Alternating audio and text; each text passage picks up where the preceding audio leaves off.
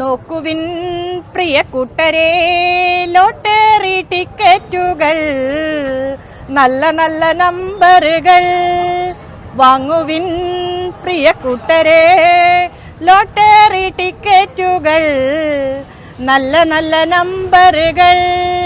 ഗുരുവായൂർ പോയപ്പോൾ ഒരു ലോട്ടറിക്കാരി പെണ്ണിനെ കണ്ടേ, ഒരു സുന്ദരി പെണ്ണിനെ കണ്ടേ. ലോട്ടറി വാങ്ങിക്കാനായി കാശില്ലേല് ഗൂഗിൾ പേ ചെയ്താൽ മതി.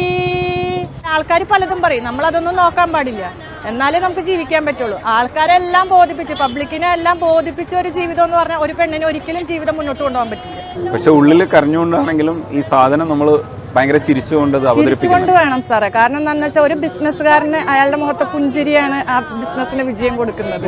അയാൾ കരഞ്ഞ് മൂശാട്ട പിടിച്ച് നിൽക്കുന്നുണ്ടെങ്കിൽ അയ്യോ അത് തന്നെ ഗതികെട്ടാണ് നിൽക്കുന്നത്, ഇനി ഞങ്ങൾ പോയി ലോട്ടറി ഇട്ടാൽ ഞങ്ങളും ഗതികെട്ട് പോവില്ലേ എന്നൊരു മൈൻഡ് വരും. അതേസ്ഥാനത്ത് ഞാൻ ഹാപ്പി ആയിട്ട് നിൽക്കുമ്പോൾ അവർക്കും ഒരു ഹാപ്പി ആയിട്ട് നിൽക്കാനായിട്ട് തോന്നും, അവരൊരു ടിക്കറ്റ് വാങ്ങും. ഇതിന്റെ ഒറിജിനൽ പാട്ടോ? തുഞ്ചൻ പറമ്പിൽ നിന്നും ഒരു പഞ്ചവർണ്ണ കിളി പറന്നേ.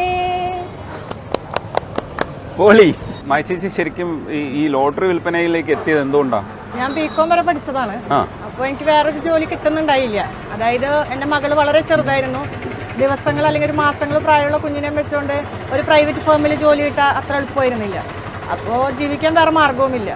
അങ്ങനെ ഞാൻ ലോട്ടറി വിൽക്കാനായിട്ട് ഇറങ്ങി. കുറച്ച് ടിക്കറ്റൊക്കെ എടുത്ത് വിൽക്കും. അപ്പോൾ മോളെയും ഇങ്ങനെ കൈ പിടിച്ചിട്ടാണ് വിൽക്കുന്നത്. ഹസ്ബൻഡ് ഡിവോഴ്സായി.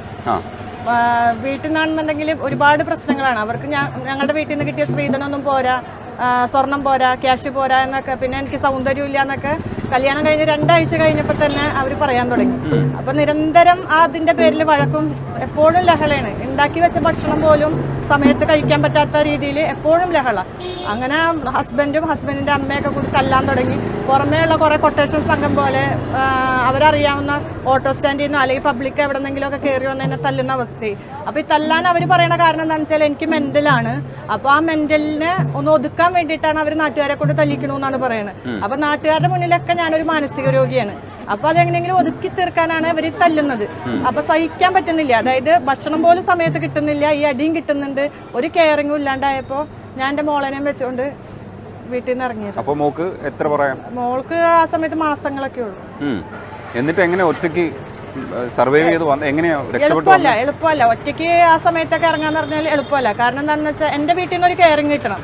എന്റെ വീട്ടുകാർ സപ്പോർട്ടല്ല. കാരണം എന്റെ വീട്ടിൽ നിൽക്കുമ്പോൾ അവർ പറയണ എന്താണെന്ന് വെച്ചാൽ എന്റെ വരുമാനം കിട്ടാൻ വേണ്ടിയാണ് നിർത്തിയേക്കുന്നതെന്ന്.